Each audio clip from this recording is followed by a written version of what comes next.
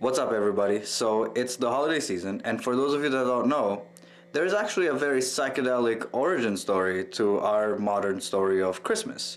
So, I thought I'd just put a quick video together with some clips from Terence McKenna and Joe Rogan explaining what the theory behind actual Christmas is. And maybe you can, share it with your relatives, some friends, who knows. I'll let Terence McKenna and Joe Rogan explain it because they explain it way better than I do.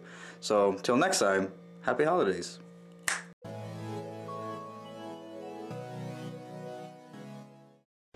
An example of how a very ancient folkway can be incorporated into our culture without us even realizing it, and is provided by discussing Amanita muscaria. If you go to the Encyclopedia Britannica and you look up Santa Claus, they'll tell you that it has to do with St. Nicholas and it got started in the 11th century. But when you look at the Santa Claus story, it's a perfect mythologium to analyze from this point of view, because look what's going on with Santa Claus. First of all, Santa Claus's colors are red and white, the colors of the Amanita muscaria, for sure. Santa Claus lives at the North Pole. What does this mean? It means that Santa Claus lives at the Axis Mundi, where Yggdrasil, the magic world ash of Welsh mythology, has taken root. Santa Claus flies. This is what shamans do.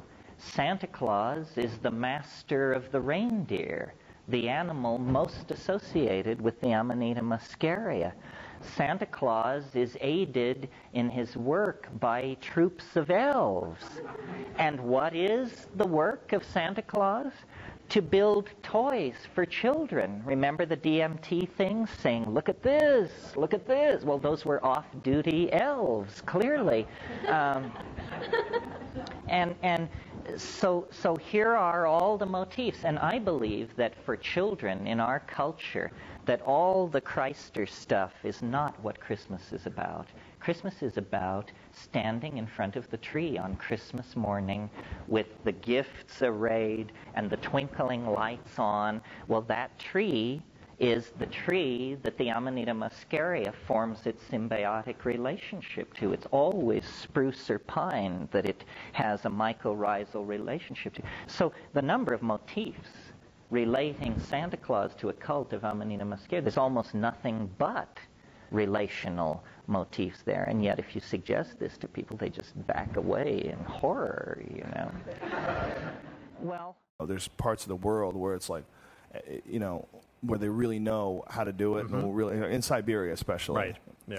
And it's fascinating. This thing about Siberia is how the Amanita muscaria mushroom is essentially Christmas. It's essentially Santa Claus. What people don't know, right. the Christmas theme and the mushroom theme are so closely related. They're even the same color. Right. The Amanita mushroom is Santa Claus. It's white and red, you know. And it has a mycorrhizal relationship with certain coniferous trees, so that it grows only under those trees, right. Just like packages under your fucking Christmas tree. That's awesome. I mean, it's really amazing. I mean, and people would gather them, and the way to dry them out was they would put them on the fucking trees, on the branches of the trees, so the sun would get them and it would dry them out. Awesome. That's the ornaments on the trees. It's like all of it is there. It's like there's so many connections. And it's been argued that, someone told me that Coca-Cola was the first one to actually make a red and white Santa Claus, and then he was a different color before then. But that's not really true. There's evidence of red and white Santas from a long time ago. Right. But the Santa doesn't even matter. What really matters is the fucking presents under the tree, the way, the relationship that it has with the tree, the reason why we have Christmas trees, and they're always fucking pine trees, man. I mean, the whole thing, it's like, wow, the relationship's so close. The color of it, and the fact that we hang stockings over the fireplace, and those stockings, when the fuck did you ever get a pair of red and white stockings that you wore? Right. You don't. But don't do that too often. But that's also how they dry mushrooms out in their home. They hang them in front of the fireplace, and that's what dries them out.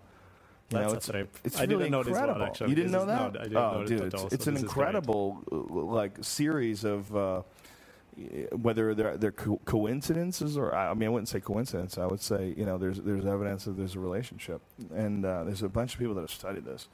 There's a guy, Andrew Rudigi and Jan Irvin. They've done a lot of study on this stuff, and the great Jack Herer was actually writing a book about this before he died. The relationships with Christianity and mushrooms as well. He had all these really cool ancient paintings of people who were naked, dancing in ecstasy under the very clear, transparent silhouette of the shape of a mushroom. You know, this is really amazing stuff. It's like the idea. And if you ever look at the really old pictures of halos, that's just fascinating too.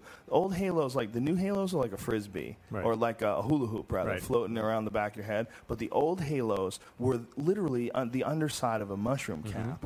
Oh yeah. And it has the lines in it, just like a mushroom does, and it's really a trip when you see that. You go, oh my God! Like this is what they were saying was these people were under the spell of the mushroom. They were enlightened because they were under the spell of the mushroom. Right. And there's mushroom symbology like all throughout ancient buildings, and like doorways are mushroom shaped.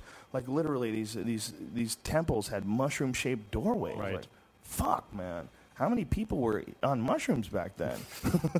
No internet, no TV. There's, you got to keep entertained somehow.